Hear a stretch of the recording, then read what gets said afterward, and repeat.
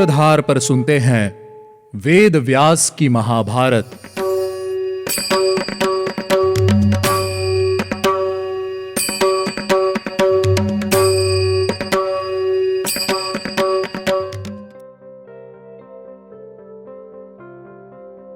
Hello listeners, स्वागत है आपका वेद व्यास की महाभारत के दूसरे एपिसोड में। मैं हूं आपके साथ आपकी सूत्रधार मान्या शर्मा। आज का एपिसोड शुरू करने से पहले मैं आपको बताऊंगी कि आज के इस एपिसोड में क्या खास होने वाला है। आज हम सुनेंगे युधिष्ठिर के युवराज अभिषेक की कथा, लेकिन आखिरी एपिसोड में तो हम पांचाल में अर्जुन और द्रुपद के बीच हो रहे युद्ध को देख रहे थे। आप यही सोच रहे हैं ना? चलिए, सबसे पहले मैं आपको ले चलूंगी पांचाल की युद्ध भूमि में और वहां पहुंचकर हम जानेंगे कि युद्ध में किसकी विजय हुई। और उसके बाद मैं आपको युधिष्ठिर के युवराज अभिषेक का हिस्सा बनाऊंगी। लेकिन एपिसोड शुरू करने से पहले हम लेंगे एक छोटा सा रिकैप। पिछले एपिसोड में हम द्रुपद और कौरवों के बीच हो रहे युद्ध की कथा सुन रहे थे। पांचाल नरेश को हराना कौरवों को जितना सरल लग रहा था, असल में वह उतना सरल नहीं था। युद्ध में कौरवों को हार का सामना करना पड़ा। अपनी सेना में कर्ण को सम्मिलित करने के बाद भी दुर्योधन पांचाल पर विजय नहीं पा सका। अर्जुन को यह विश्वास था कि कौरव पांचाल नरेश को बंदी नहीं बना पाएंगे। इसी कारण सभी पांडव नगर के द्वार पर ही कौरवों के लौटने की प्रतीक्षा कर रहे थे। कौरवों की हार का समाचार सुनते ही अर्जुन ने भीम, नकुल और सहदेव के साथ नगर में प्रवेश किया। भीम यमराज की तरह पांचाल की सेना पर टूट पड़े और वहीं अर्जुन ने अपने तीरों से युद्ध का रुख ही बदल दिया। चलिए अब जानते हैं आगे की कथा। अर्जुन बाणों की वर्षा से रथों, हाथियों, घोड़ों पर सवार सैनिकों का संहार करते हुए भीड़ को रौंदते हुए पांचाल नरेश के पास जा पहुंचे।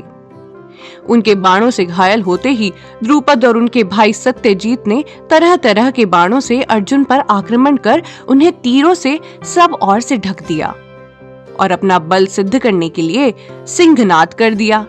शत्रुओं का सिंहनाद सुनकर इंद्रपुत्र अर्जुन उसे सह न सके। बाणों के जाल से मुक्त होकर अर्जुन ने दोबारा अपने शत्रुओं पर आक्रमण आरंभ कर दिया। अब अर्जुन बड़ी फुर्ती और तेजी से बाणों का संधान करते और छोड़ते।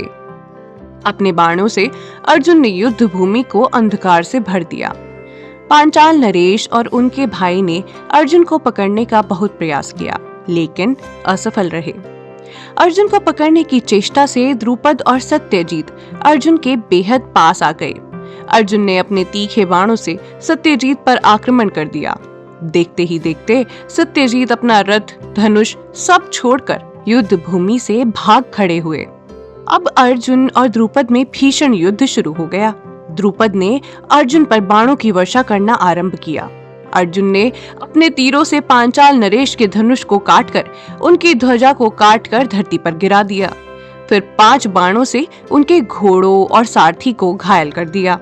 जैसे ही पांचाल नरेश दूसरा धनुष लेने लगे, वैसे ही अर्जुन ने तलवार लेकर द्रुपद के रथ पर चढ़कर उसे पकड़ लिया और बंदी बना लिया। भीम अभी भी सेना का संहार कर रहे थे। यह देखकर अर्जुन ने भीम से कहा, भैया, राजा द्रुपद कौरवों के संबंधी हैं। आप इनकी सेना का संहार मत कीजिए। हमें गुरु दक्षिणा देने के लिए राजा द्रुपद को आचार्य को सौंपना है। सभी पांडवों ने द्रुपद और उसके मंत्रियों को बंदी बना लिया और गुरु दक्षिणा के रूप में द्रोणाचार्य को सौंप दिया। राजा द्रुपद का अभिमान चकनाचूर हो गया था। धन छीन लिया गया था। उस समय द्रोणाचार्य ने मन ही मन अपने अपमान को याद करके द्रुपद से कहा, द्रुपद, मैंने बलपूर्वक तुम्हारे राज्य को रौंद डाला, तुम्हारी राजधानी को मिट्टी में मिला दिया। तुम्हारे प्राण भी मेरे आश्रित हैं। द्रोण ने हंसते हुए कहा, अब बताओ, क्या तुम अब पुरानी मित्रता चाहते हो? वीर, प्राणों पर संकट आया देखकर घबराओ नहीं। हम क्षमाशील ब्राह्मण हैं। तुम मेरे बचपन के मित्र थे। मैं दोबारा तुमसे मैत्री करने की प्रार्थना करता हूँ।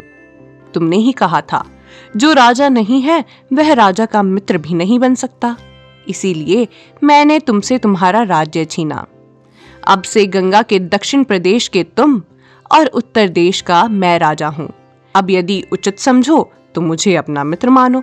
द्रुपद ने कहा, ब्राह्मण, पराक्रमी व्यक्ति में उदारता होना आश्चर्य की बात नहीं है।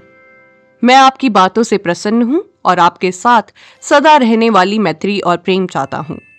द्रुपद के ऐसा कहने पर द्रोणाचार्य ने उसे छोड़ दिया और आदर सत्कार करके उसे आधा राज्य भी दे दिया। असल में राजा द्रुपद अपनी हार को स्वीकार नहीं कर पाए थे। वे दुखी मन से अपने हिस्से के राज्य में शासन करने लगे।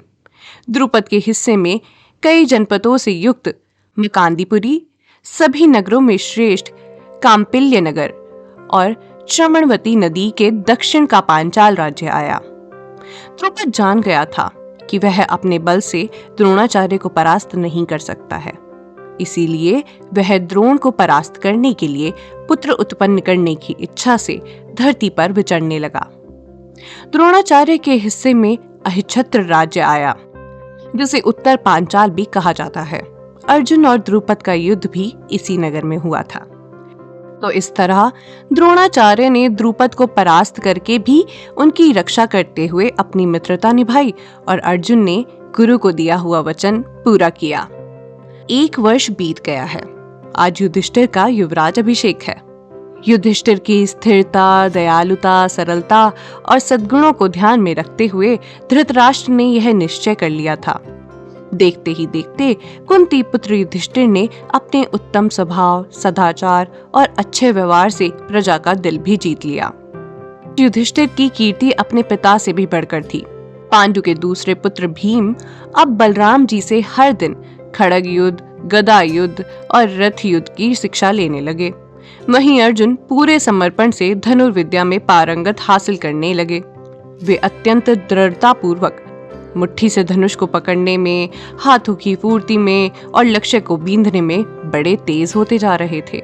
वे शूर उस बाण को कहते हैं जिसके बगल में तेज धार होती है, जैसे नाई का छुरा। नारच सीधे बाण को कहते हैं जिसका अग्रभाग तीखा होता है। भल उस बाण को कहते हैं जिसकी नोक का पिछला भाग चौड़ा और नोकदार होता है। और विपाट नामक बाण की आकृति खंडी की भांति होती है। यह दूसरे बाणों से बड़ा होता है। अर्जुन अब इन सभी विशाल अस्त्रों के संचालन का मूल तत्व अच्छी तरह से जान गए थे और उनको सफलतापूर्वक प्रयोग करने लगे थे। ऊपर बताए गए सभी बाणों में शूर और नारच सीधा, भल टेढ़ा है और विपाट विशाल है। अर्जुन गदा, खंड, रथ और धनुष चलाने में भी पारंगत हो गए थे। द्रोणाचार्य को यह दृढ़ विश्वास हो गया था कि धनुर्विद्या में फुर्ती और सफाई में अर्जुन के समान दूसरा कोई योद्धा इस पृथ्वी पर नहीं है। एक दिन द्रोण ने कौरवों की भरी सभा में निंद्रा को जीतने वाले अर्जुन से कहा, अग्निवेश, जिन्होंने पूर्व काल में महर्षि अगस्त्य से धनुर्वेद की शिक्षा प्राप्त की थी, मैं उन्हीं महान अग्निवेश का शिष्य हूँ। एक गुरु से शिष्य को इसकी प्राप्ति कराने के उद्देश्य से हमेशा सचेत रहकर मैंने तुम्हें यह ब्रह्मशीर नाम का अस्त्र प्रदान करने का निश्चय किया है, जो मुझे बड़ी तपस्या से मिला था। यह अमोघ अस्त्र वज्र के समान प्रकाशमान है। इसमें पूरी पृथ्वी को भस्म कर डालने की शक्ति है। मुझे यह अस्त्र देते हुए गुरु अग्निवेश ने कहा था, भारद्वाज, तुम यह अस्त्र मनुष्यों पर प्रयोग मत करना। मनुष्यों से अलग प्राणियों पर भी जो अल्पवीर्य हैं, यानी कि जिनकी आयु कम है, उन पर भी इस अस्त्र का प्रयोग न करना। वीर अर्जुन, इस दिव्य अस्त्र को तुमने मुझसे पा लिया है। तुम्हारे अलावा दूसरा कोई इसे नहीं प्राप्त कर सकता। राजकुमार, इस अस्त्र के संबंध में मुनि के बताए हुए इस नियम का तुम्हें भी पालन करना होगा। अब तुम अपने भाई बंधुओं के सामने ही मुझे एक गुरु दक्षिणा दो। अर्जुन ने उसी क्षण, गुरुवर, मैं गुरु दक्षिणा अवश्य दूंगा, ऐसा कहकर हामी भर दी। द्रोण ने अर्जुन से कहा, अर्जुन, यदि युद्ध भूमि में मैं तुम्हारे विरुद्ध लड़ने आऊं तो तुम मेरा सामना अवश्य करना। अर्जुन ने गुरु की आज्ञा का पालन करते हुए अपने गुरु के दोनों चरणों को पकड़कर हामी भर दी। अब धीरे धीरे पूरी पृथ्वी पर यह बात फैल गई कि संसार में अर्जुन के समान कोई धनुर्धर नहीं है। वहीं सहदेव भी उस समय देवताओं के आचार्य बृहस्पति से संपूर्ण नीति शास्त्र की विद्या पाकर नीति शास्त्र के ज्ञानी हो गए थे। नकुल ने भी द्रोणाचार्य से अस्त्रों शस्त्रों की शिक्षा प्राप्त करके विचित्र तरह से युद्ध करने में ख्याति प्राप्त की। उन्हें अतिरथी वीर के नाम से भी जाना जाता था। अब मैं आपको बताती हूँ कि अर्जुन का नाम धनंजय कैसे हुआ। अपने विद्या और पराक्रम के बल से अर्जुन ने अपने भाइयों के साथ कई राज्यों को युद्ध में परास्त भी किया और कई राजाओं को परलोक भी भेज दिया। सौवीर देश का राजा, जो बिना किसी विघ्न के लगातार 3 वर्षों से यज्ञों का अनुष्ठान कर रहा था, वह भी अर्जुन और उसके भाइयों के हाथों मारा गया। यवन देश, जिसे यूनान भी कहा जाता था, स्वर्गवासी महाराज पांडु भी इस देश को विजय करने में असफल रहे थे, लेकिन आज उनके पुत्रों ने भी यूनान पर विजय पा ली थी। ऐसे ही पांडवों ने सौवीर नरेश विपुल, दत्तामित्र, सौवीर में निवास करने वाले सुमित्र को भी युद्ध में मार डाला। केवल एक रथ पर सवार होकर भीम की सहायता से अर्जुन ने पूर्व दक्षिण दोनों दिशाओं के सभी योद्धाओं और 10,000 रथों को हराकर हर जगह विजय प्राप्त की थी।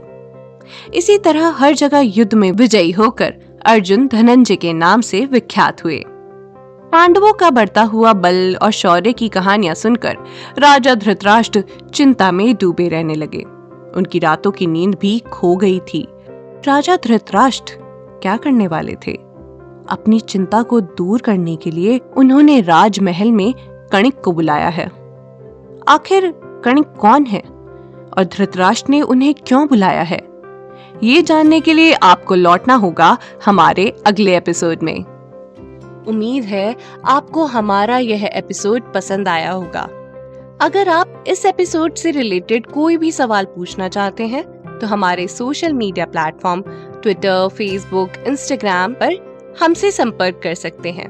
हमारा सोशल मीडिया हैंडल है माय सूत्रधार। साथ ही साथ ऐसी ही अनेक रोचक पौराणिक कथाओं के वीडियो देखने के लिए आप डाउनलोड कर सकते हैं हमारी सूत्रधार ऐप।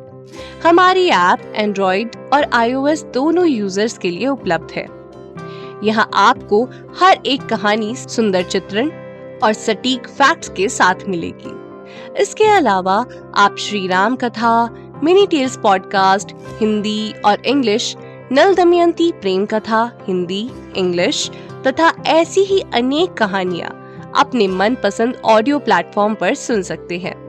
लिंक आपको डिस्क्रिप्शन में मिल जाएगा। मैं आपकी सूत्रधार मान्या शर्मा मिलूंगी आपसे अगले एपिसोड में। याद रखिएगा, हम हर सोमवार और शुक्रवार आपसे मिलते रहेंगे।